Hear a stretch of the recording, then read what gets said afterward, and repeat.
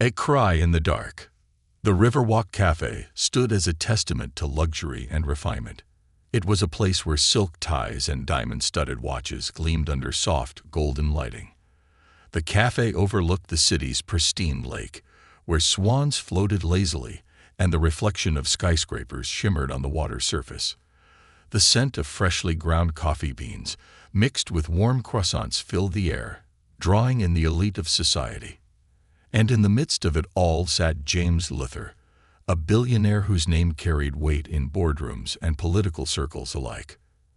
At 68 years old, James was a man who had conquered the world of finance, technology, and real estate. His silver-streaked hair was combed back meticulously, and his charcoal suit was tailored to perfection. Though his wealth was unimaginable, his demeanor was quiet and calculating, his sharp hazel eyes always searching, always questioning. Opposite him sat Isabella, his much younger fiancée, a 31-year-old socialite who had graced the covers of fashion magazines. Her cascading golden curls framed a face sculpted to perfection, her lips painted a soft pink, her jewelry understated yet undeniably expensive. James adjusted his gold-rimmed glasses and perused the menu in silence. Isabella, on the other hand, barely looked at hers. Instead, she scrolled through her phone, her fingers tapping rapidly on the screen. "You're distracted again," James said coolly, his deep voice carrying a tinge of annoyance. "I'm right here," Isabella replied sweetly, setting down her phone. She reached across the table, gently placing her hand over his. "I love these lunches, you know that." James nodded but said nothing. His mind had been troubled lately. Something about Isabella's demeanor had changed in recent weeks. She was more distant, more careful with her words. Across the patio, just beyond the wrought iron railing, a boy washed. He was no older than 14, his dark curls messy, his oversized hoodie torn at the sleeves. His sneakers, once white, were now gray and scuffed. His name was Noah, a boy whose world was the cold streets and the quiet hunger that never seemed to leave. Noah wasn't a thief, not exactly. But he had learned to watch people, to read them.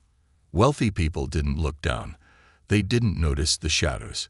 He had found ways to exist on the edges, slipping through the cracks of a world that had no place for him.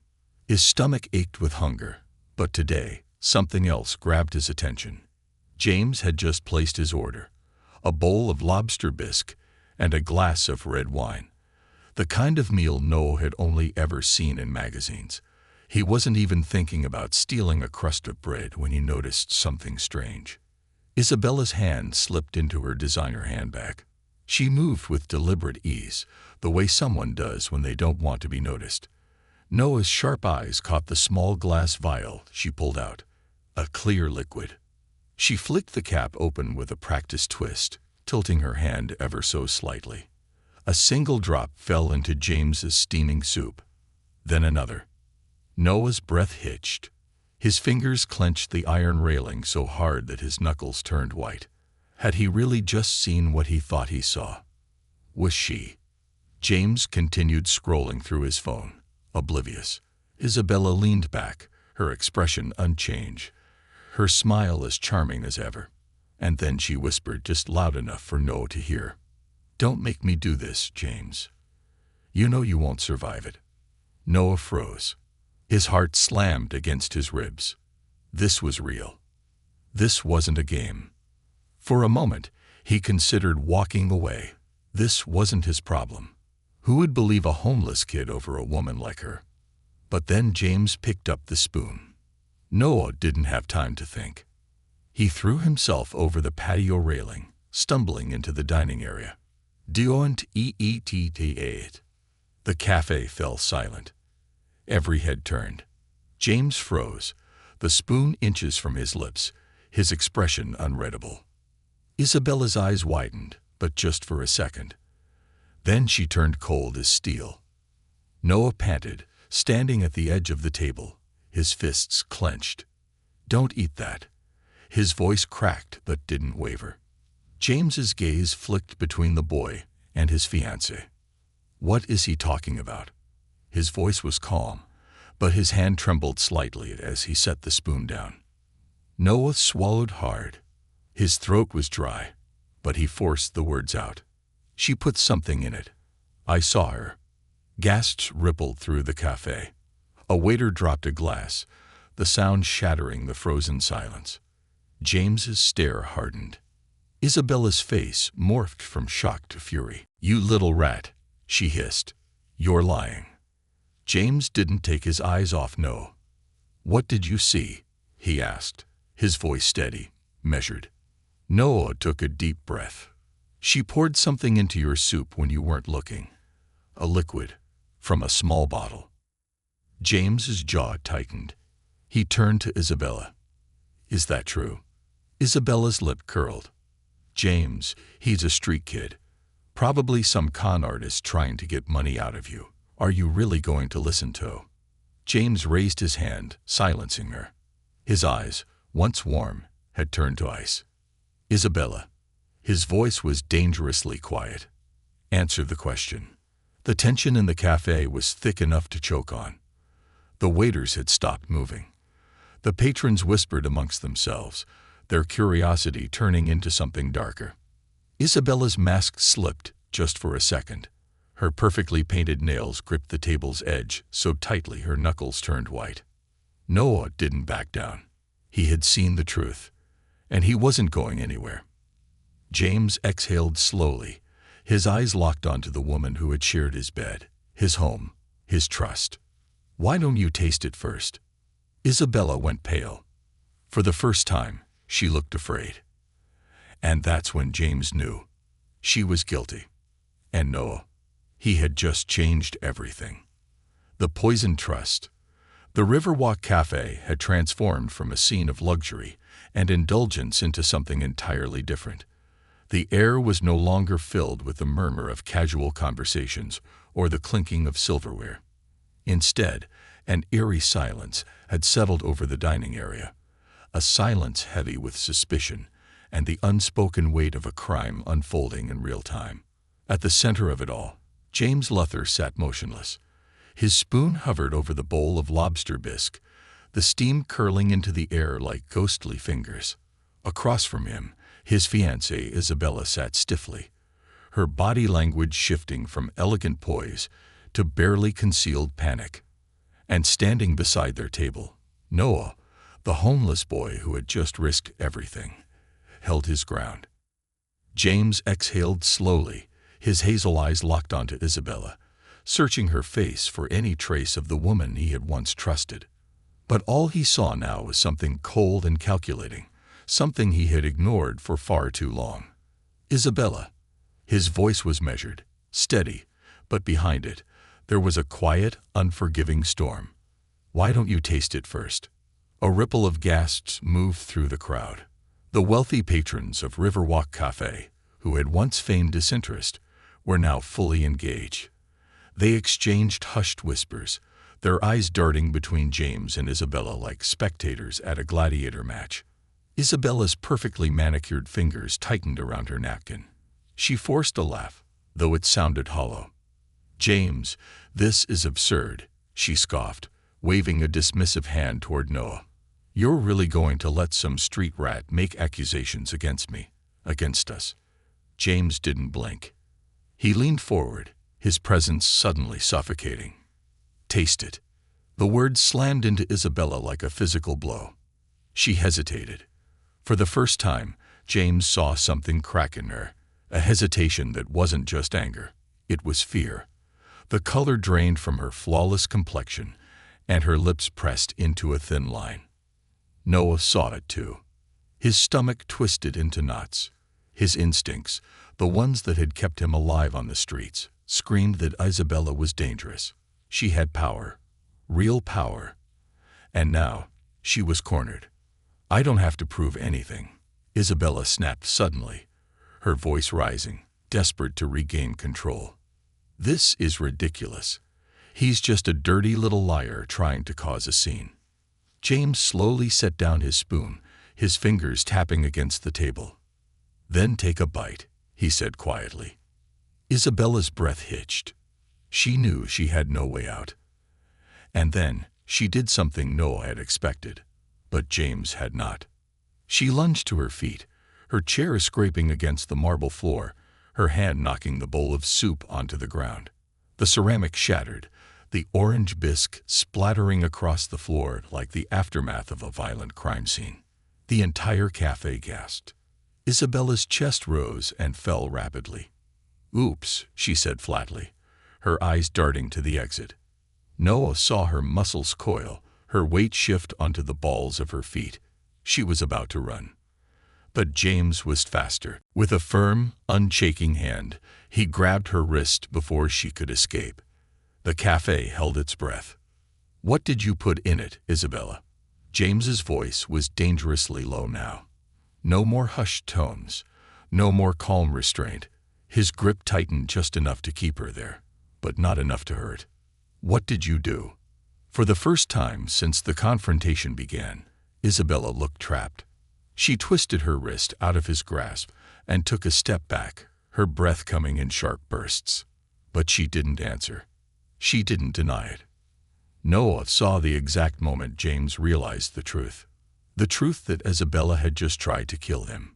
James sat back, exhaling slowly. The weight of his betrayal settled on his face like an avalanche. He wasn't a man who was easily shaken. But this was different. This was personal. "You were never going to marry me, were you?" he murmured, his eyes dark with something deeper than pain. "It was never about love." Isabella laughed then. It wasn't soft and sweet, the way it used to be. It was sharp, bitter, almost cruel. "James," she whispered, tilting her head, her eyes mocking him now. "For a man so rich, you are so incredibly stupid." The cafe fell deathly silent. Isabella smiled, but it wasn't charming anymore. It was the smile of someone who had lost the game, but still wanted to burn the board down.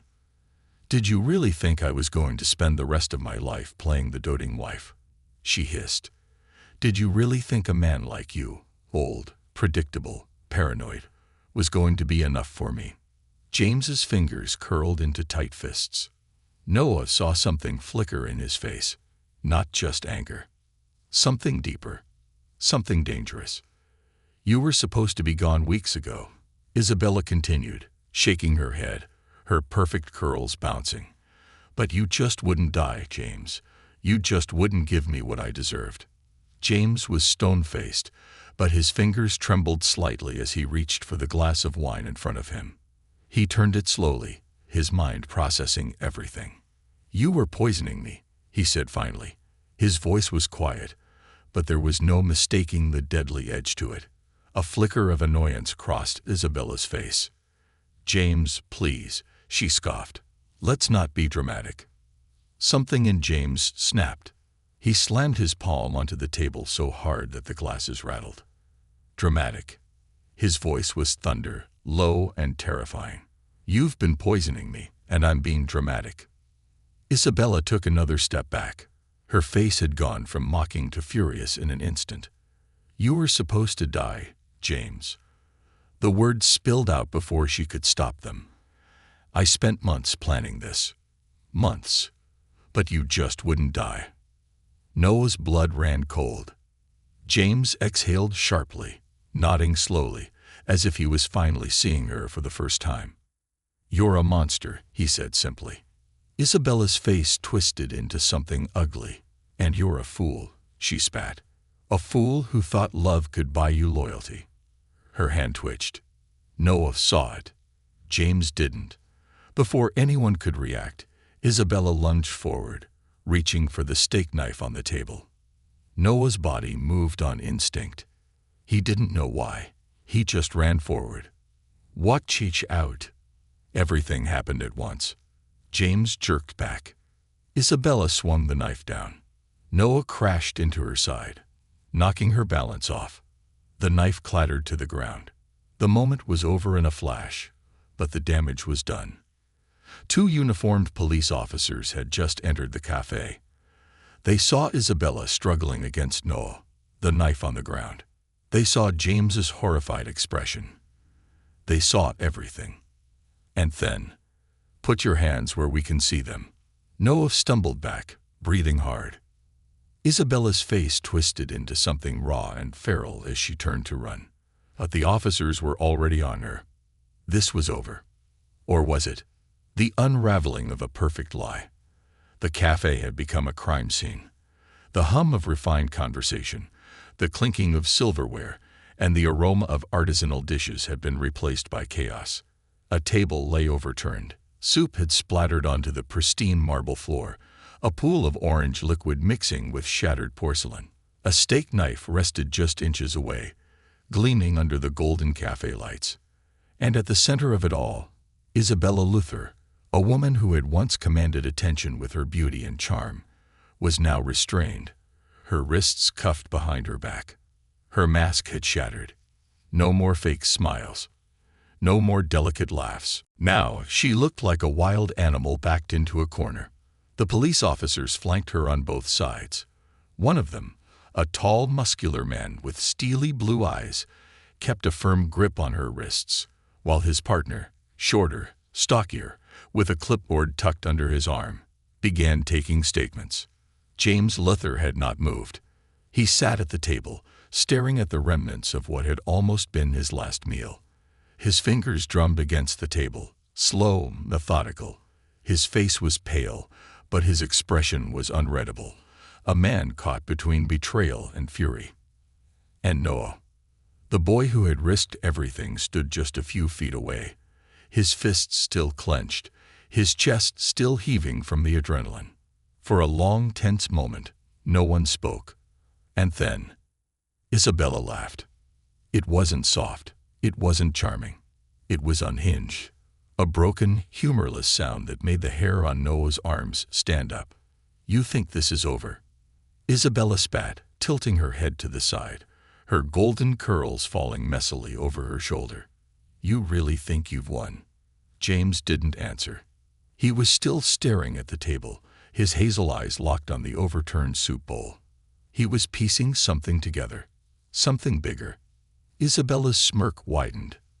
Go ahead, call your lawyers, James. Call whoever you want. You're rich, right, powerful. That's what you always told me. She leaned forward slightly, her lips curling. But do you know what power really is? She let the words hang in the air, savoring them. It's secrets. James finally looked up. His jaw tightened. You should stop talking, he said, his voice calm, too calm. But Isabella wasn't done. She turned her gaze to Noah, and her expression shifted. Something dark passed over her face. And you? She purred, her eyes locking onto him like a predator sizing up its prey. I should have seen it, you know. I should have known some little street rat would ruin everything. Noah braced himself, but he refused to look away. You really think he cares about you? Isabella continued, her voice dripping with malice. He'll throw you back on the streets the second this is over. Noah's stomach twisted, but he didn't react. James's voice cut through the tension. Shut up, Isabella. But she grinned. Or what? She taunted. You'll send me away. Have me locked up. James, you don't understand. You think I'm the problem. She laughed again, shaking her head. You have no idea what's coming. James stood abruptly, the chair legs scraping against the floor. His voice was low, controlled, but his eyes burned with something dangerous. What have you done? He asked. Isabella's smile didn't fade. Instead, she tilted her chin up, looking down at James like she was still the one in control. Guess you'll find out soon enough. The two officers exchanged glances. Ma'am, the stockier one said, stepping forward. I suggest you keep quiet before you say something you can't take back. Isabella's gaze snapped to him. And just like that, her demeanor changed again. The fury disappeared. The cold amusement vanished. She looked bored. You don't get it, she murmured, her voice almost too soft to hear. None of you do. James was done playing games. He turned toward the taller officer, his voice sharp. I want her tested. Her fingerprints. Her phone records. Everything. I don't care what it costs. The officer nodded, pulling out his radio to call for backup. But Isabella wasn't finished. You still think I did this alone? She whispered. James froze. Slowly, he turned back to face her. What? He said, his voice barely above a whisper. Isabella smiled. You think I'm the only one who wanted you dead, she murmured. Oh, James, there are people who've wanted this for a long time. People you trust. People you work with. The cafe went silent again. James's entire body stiffened. For the first time, he looked uncertain. Isabella saw it, and she loved it. Ask yourself, she whispered, who gave me the poison? Who helped me? Who else is just waiting for you to drop dead? James took a step back, his mind racing.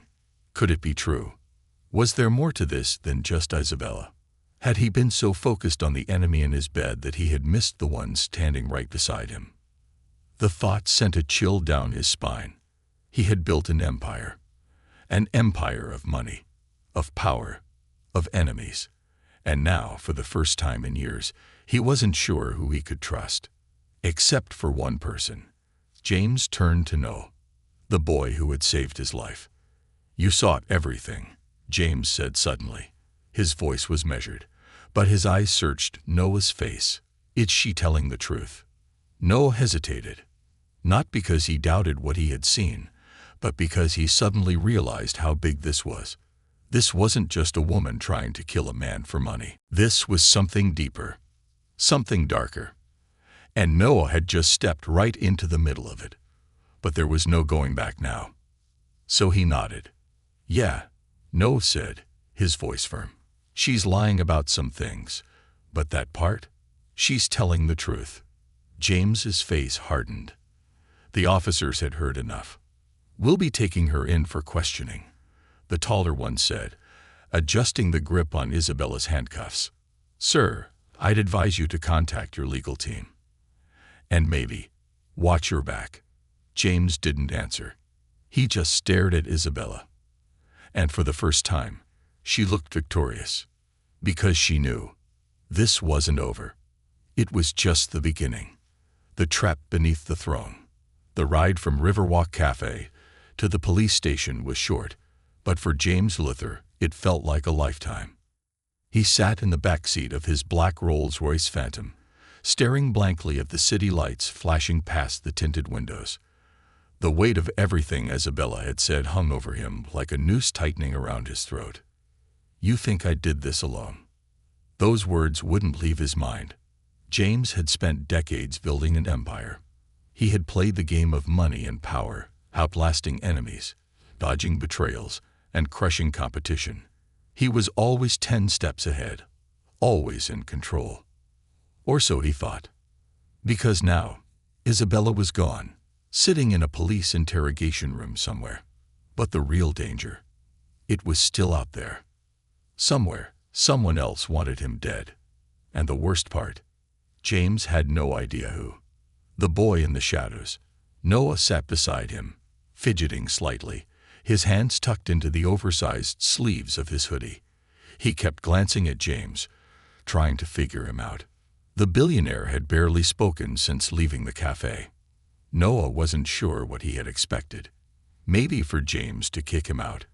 Maybe for him to offer some cold, rehearsed thank you before sending him back to the streets. But James had done neither.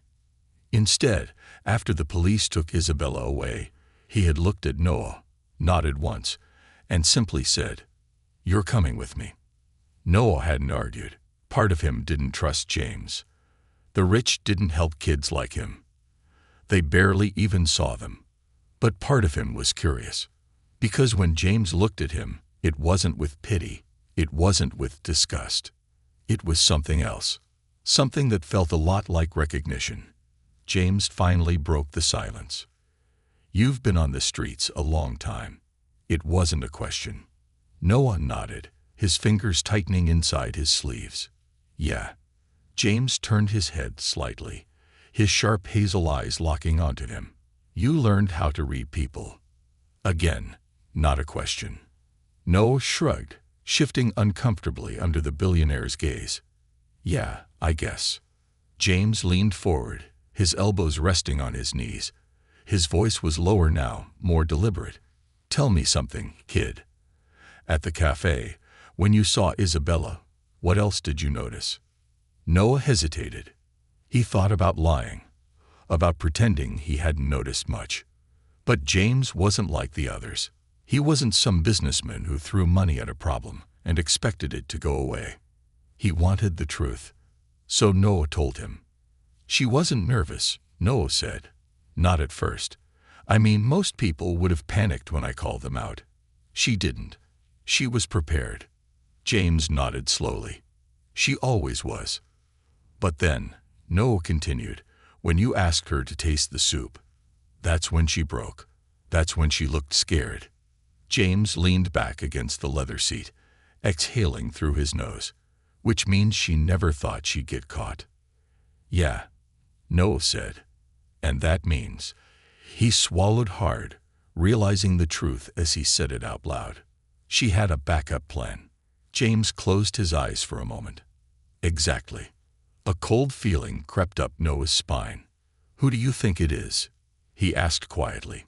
James opened his eyes again, but there was something new in them now. Not fear, not anger, wariness, calculation, a predator recognizing another predator. I don't know, James admitted. Not yet. Then he sighed, rubbing his temples. But I know where to start. A house built on lies. The Rolls-Royce pulled through the gated entrance of Luther Estate, an enormous mansion perched at the top of the city's most exclusive neighborhood. Noah had never seen anything like it. The house was massive, stretching across acres of land, surrounded by gardens so perfect they looked painted. A long driveway curved toward the main house, which had towering glass windows and columns straight out of a history book. Noah swallowed hard. He didn't belong here. But James walked ahead, his pace steady, his focus razor-sharp. Something was wrong. Noah felt it, the same way he had always felt danger creeping up on him in dark alleys. The house was too quiet. James noticed it too. He pressed a small button on his gold wristwatch, and the entire house came to life. Lights flickered on. Security systems hummed. And then, a voice crackled through the intercom. Welcome home, Mr. Luther. James's jaw clenched. It was his assistant, Evelyn Carter. Loyal. Efficient. She had worked for him for over 10 years. But tonight, something in her voice was off. It was too controlled. Evelyn, James said evenly, stepping deeper into the house. Is something wrong? A pause. Then, no, sir. Liar. Noah felt it too. James nodded once, setting his briefcase down. He turned to Noah. His voice was low. Stay close. Noah didn't argue. As they stepped into the grand foyer, a figure emerged from the shadows. It was Evelyn. And she wasn't alone. Behind her, standing with his hands casually tucked into his pockets, was Daniel Whitmore, James's business partner. And something about the way Daniel was smiling made the air feel 10 degrees colder. James, Daniel greeted, his voice smooth, almost amused. You're home early. James didn't blink. Neither did Noah. Because now, they both knew. Isabella had been telling the truth. This wasn't just about her. There were others. And they were already here. Waiting. The serpent in the garden. The grand foyer of Luther Estate had never felt so small. For years, it had been a symbol of power, a fortress where James Luther ruled his empire. But now it felt like a trap. James stood motionless, his sharp hazel eyes scanning the room, taking in every detail. To his left, Noah, tense, alert, fists clenched inside his hoodie's oversized sleeves. To his right, Evelyn Carter, his trusted assistant, standing with rigid posture, her hands clasped neatly in front of her. She wasn't nervous, but she wasn't comfortable either. And in front of him, standing just beneath the grand chandelier, The golden light reflecting off his tailored navy blue suit was Daniel Whitmore, James's business partner, his friend, and now possibly his enemy. Daniel's smile was relaxed, but his eyes weren't. Noah had seen that expression before, on men who had no problem lying to your face while planning to rob you blind. James finally spoke. His voice was measured, but beneath it, there was a storm brewing. Daniel. Daniel's smile widened. James. Noah felt his stomach tighten. The air was thick, heavy with something unspoken. James didn't move. He didn't blink. "You're in my house," he said, his tone light. Too light. Uninvited. Daniel chuckled, as if this were a casual visit. "Is that really how you're going to start this conversation?" He spread his arms. "After everything we've built together." James's jaw tightened.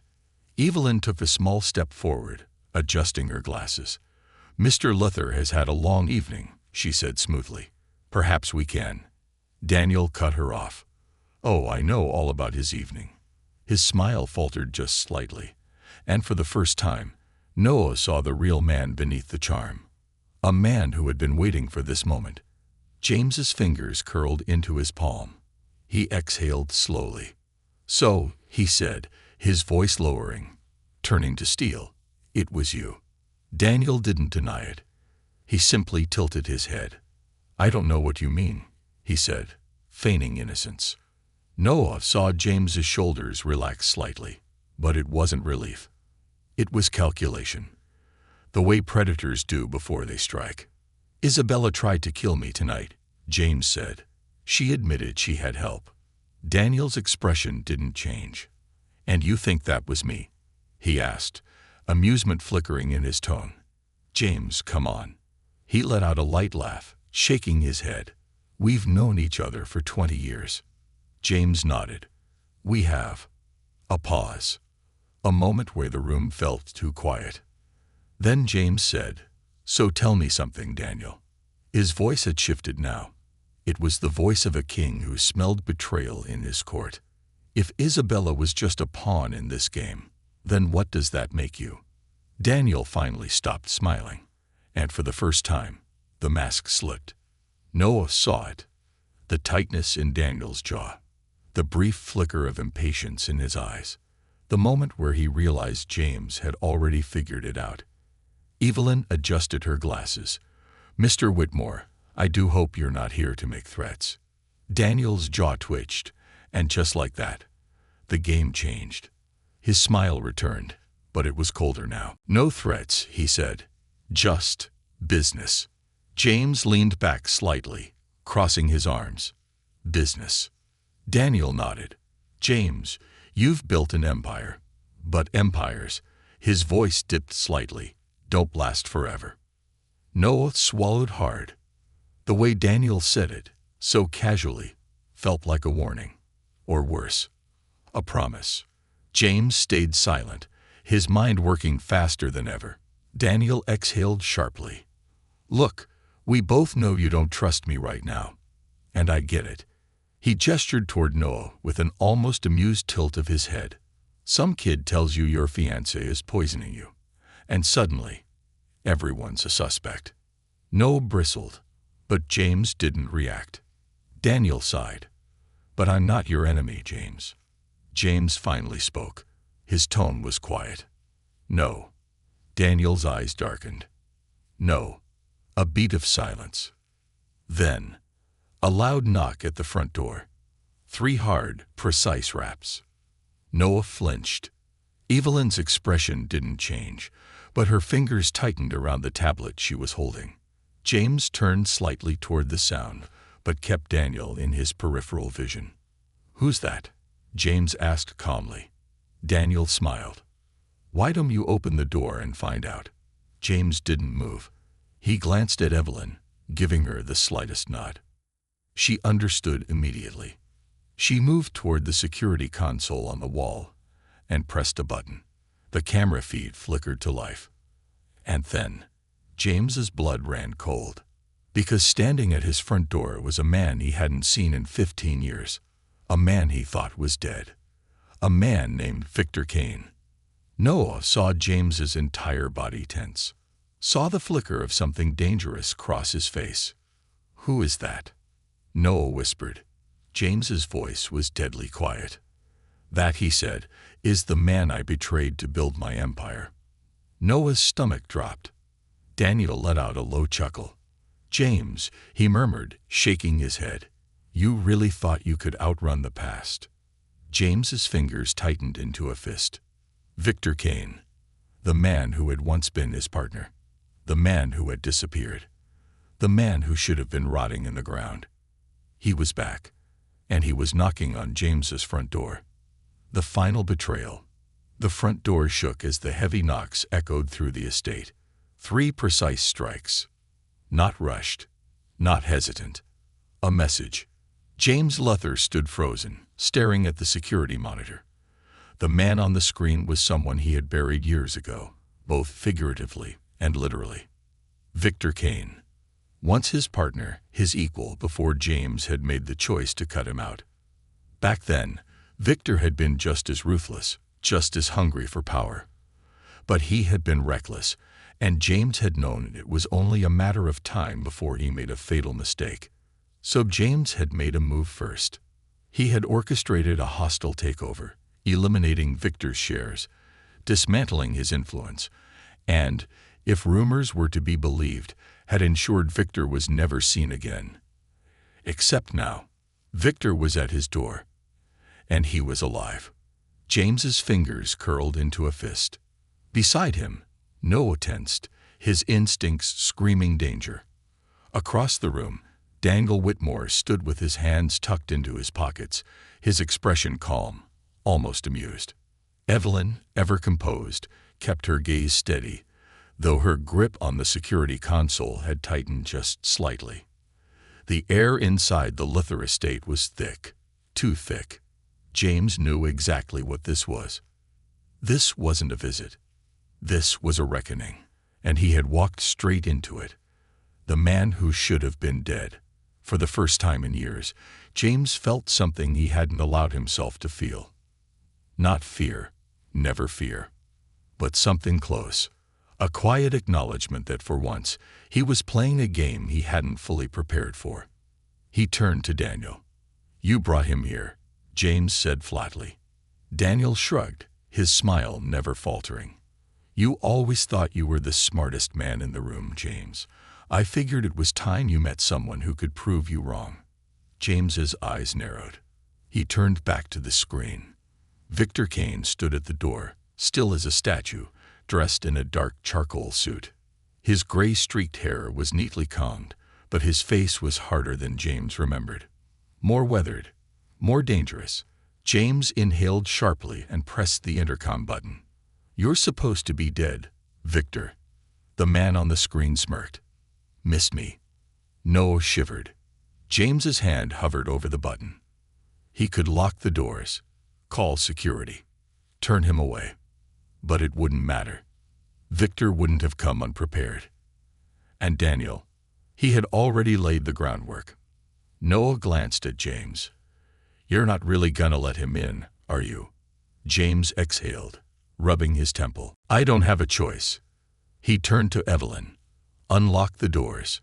Her fingers hesitated over the keypad, but she nodded. A metallic click echoed through the house, and the doors swung open. The devil walks in. Victor Kane stepped into the Luther estate like he had never left. His gaze flickered over the room, taking in everything. The luxury, the tension, the waiting players in the game. When his cold blue eyes landed on James, the smirk on his lips widened. "James," he said smoothly, "it's been a long time." James didn't flinch, didn't move. "I don't entertain ghosts." Victor chuckled. "Then I guess tonight's your unlucky night." He took a few slow, deliberate steps forward. "You took everything from me," he said, his voice casual. "Stripped me of my empire, stole my legacy, made me disappear." James's expression didn't change. "You were sloppy," he said coolly. "You would have burned yourself to the ground eventually. I just helped it along." Victor's smirk flickered. For a second, just a second, something dark flashed in his eyes. And Noah saw it. Saw the way Victor's fingers twitched slightly, like a man restraining himself from snapping a neck right then and there. But instead, Victor let out a low laugh. "See, that's the problem with you, James," he said. "You always think you're playing chess. But sometimes—" He took another step forward. "You're just the king standing on a board full of wolves." Checkmate. James's muscles coiled. Every instinct screamed that this wasn't a negotiation. This was an execution. And James Luther was the intended target. Noah saw the shift, too. The tension in Evelyn's shoulders. The way Daniel stepped just slightly to the side, as if waiting for something. Victor tilted his head. "You've got two choices, James." He gestured casually. "One, you step down, hand over everything. Your company, your assets, your empire. You walk away and disappear." His smile sharpened. "Or two, you die." Noah's pulse spiked. James's lips pressed into a thin line. He took exactly 3 seconds to process. Then, he moved first. Faster than Noah thought a man his age could move. James grabbed the glass paperweight from the table and hurled it at Victor's head. Victor dodged, but just barely. The glass shattered against the wall. And then chaos erupted. Evelyn reached into her blazer and pulled a small firearm. Daniel lunged forward, grabbing for James's wrist. Victor swung first. James barely dodged the punch, twisting at the last second. His elbow came up, smashing into Victor's ribs. Noah moved on instinct. He didn't have a weapon, didn't have training, but he had been in fights before. So when Daniel grabbed James, Noah charged forward and tackled him from behind. Daniel stumbled.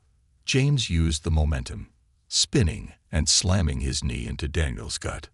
Victor, however, wasn't finished. He recovered fast, grabbing a letter opener from the desk and lunging for James's throat. Bang! A gunshot shook the room. Victor froze. Evelyn stood perfectly still, her gun raised. Smoke curled from the barrel. Her voice was calm. That was a warning shot. Victor's jaw tightened. Evelyn took a step forward, gun still trained on him. "Now get out," she said. Victor stared at James, his blue eyes burning with rage. "This isn't over." James wiped a small trickle of blood from his lip. "It never is." Victor exhaled sharply. Then, with a small nod to Daniel, he turned and walked out the door. And just like that, it was over. Or at least, for now, a new player in the game. As the night settled, Noah sat in James's study, a cup of untouched tea in front of him. James watched him carefully. "You saved my life," James finally said. Noah exhaled. "Yeah, guess I did." James leaned forward. "How'd you like a job?" Noah blinked. James smirked. "Someone has to keep me alive." Noah hesitated. Then, slowly, he smiled back. Maybe, just maybe, he had finally found a place where he belonged.